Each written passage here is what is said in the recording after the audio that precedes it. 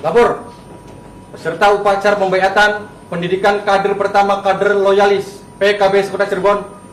Siap. Laksanakan. Siap.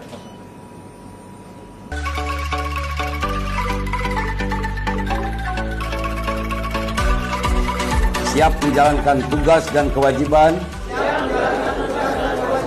sepenuh hati, pantang berputus asa, pantang menyerah, dan pantang meninggalkan PKB dalam situasi dan kondisi apapun.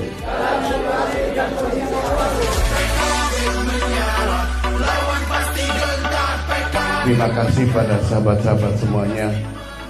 Tadi dibacakan oleh sahabat DPP PKB bahwasanya itu adalah amanat. Amanat yang diberikan oleh sahabat-sahabat semuanya. Mudah-mudahan sahabat-sahabat bisa menjalankan apa yang dijadikan amanat sahabat-sahabat. DPC PKB membesarkan pada amanat titik PKB.